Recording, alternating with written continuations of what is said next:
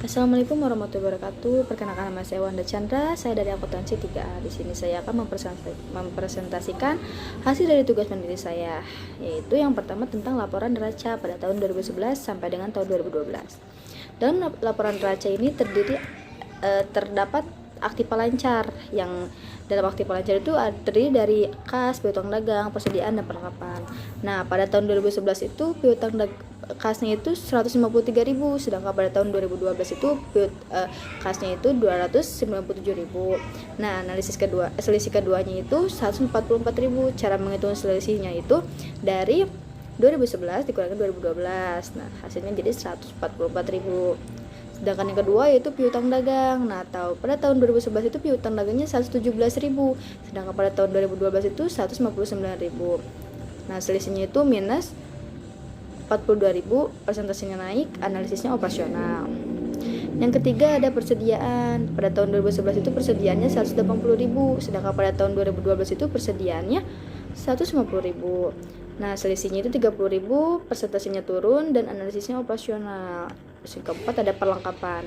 Dalam perlengkapan itu tahun 2011 itu sekitar 27.000, dan pada tahun 2012 itu 18.000. Selisihnya itu 9.000, persentasenya turun, analisisnya operasional. Total dari aktiva lancar itu pada tahun 2011 477.000, sedangkan pada tahun 2012 itu 624.000. Nah, selisih dari total aktiva pada tahun 2011 dengan tahun 2012 itu minus 147.000, sedangkan persentasenya itu naik. Nah, selanjutnya ada aktiva tetap. Dalam aktiva tetap ini ada aset tetap, akumulasi penyusutan, dan hak paten.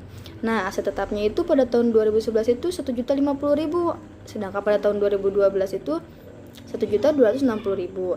Nah, selisih dari keduanya itu 210.000, persentasenya naik, dan analisisnya investasi.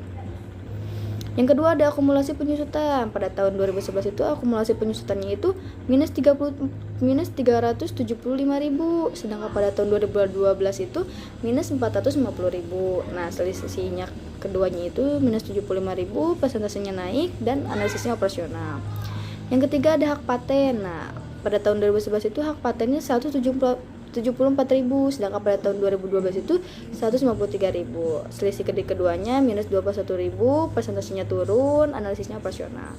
Total dari aktiva tetap itu 849.000 pada tahun 2011, sedangkan pada tahun 2012 itu 963.000, persentasenya naik. Nah, total dari kedua aktiva itu yaitu pada tahun 2011 1.326.000, pada tahun 2012 1.583.000, persentasenya itu naik.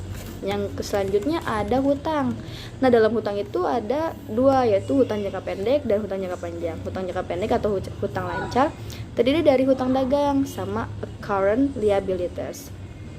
Pada tahun 2011 itu hutang dagangnya 168.000, sedangkan pada tahun 2012 itu hutang dagangnya 153.000. Nah, selisih dari keduanya itu minus 15.000, persentasenya turun, analisisnya operasional. Yang kedua ada current liabilities. Nah, pada tahun 2011 itu 42.000, sedangkan pada tahun 2012 itu 60.000. Selisihnya itu 18.000, persentasenya naik, analisisnya operasional.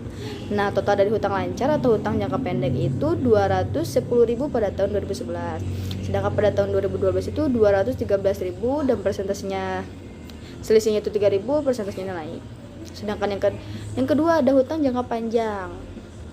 Nah, dalam hutang jangka panjang ini cuma ada satu dalam tugas ini, yaitu wesel bayar jangka panjang pada tahun 2011 saja, sedangkan 2012-nya tidak ada. Yang 2011-nya itu sekitar 450.000. Nah, jadi selisihnya itu cuma 450.000, dan persentasenya turun, analisisnya pendanaan. Total hutang jangka panjangnya 450.000, jelas. Terus selisihnya 450.000, persentasenya turun. Total dari liabilitas kedua itu yaitu 660.000 dan pada tahun 2011, sedangkan pada tahun 2012 itu 213.000. Terus total dari selisihnya itu 447.000, persentasenya turun. Terus selanjutnya ada ekuitas. Ekuitas itu terdiri dari modal saham preference, modal saham biasa, premium saham preference, saldo laba.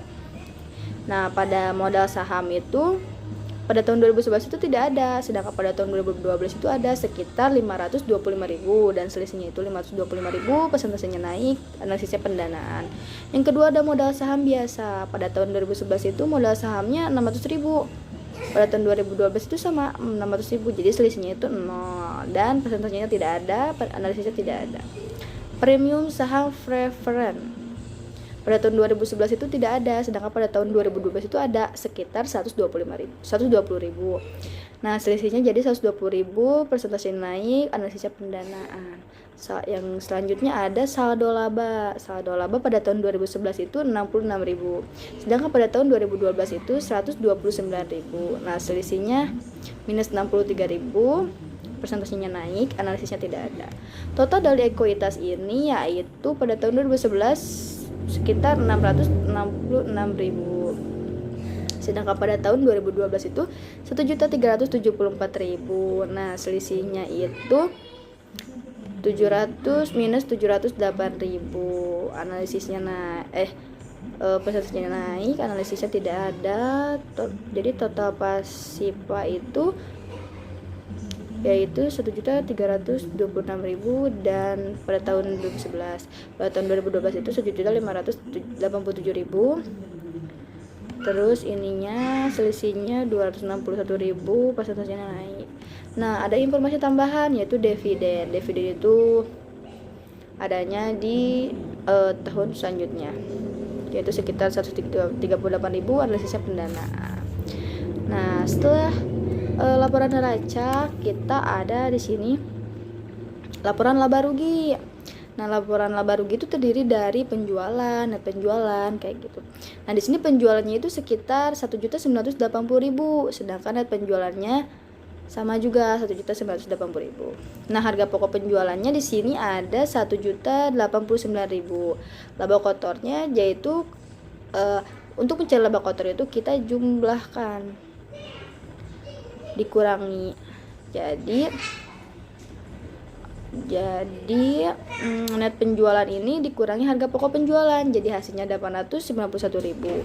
Nah, selanjutnya ada biaya operasi. Biaya operasi itu ada beban operasi. Nah, beban operasi itu yaitu 690.000. Terus total biaya operasinya 690.000. Total laba bersihnya kita totalin dari 891.000 dikurangi 620.000, hasilnya jadi 201.000. Nah, selanjutnya setelah laporan laba rugi kita ada laporan arus kas.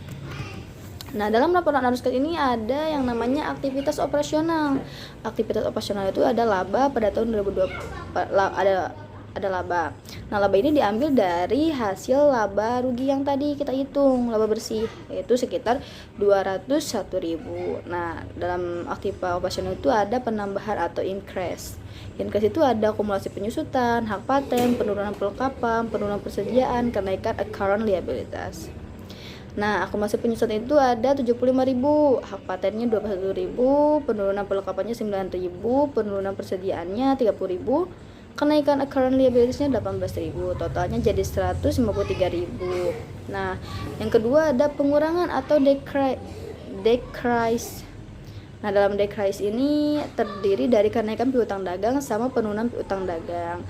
Nah, kenaikan piutang dagang itu yaitu 42.000, sedangkan penurunan utang dagangnya 15.000, totalnya jadi 57.000. Kita totalin dari 201.000 ditambah 153.000 dikurangi 57.000, hasilnya jadi 297.000. Nah, selanjutnya ada totalnya tadi total arus kas aktivitas operasional ya. Selanjutnya ada aktivitas investasi.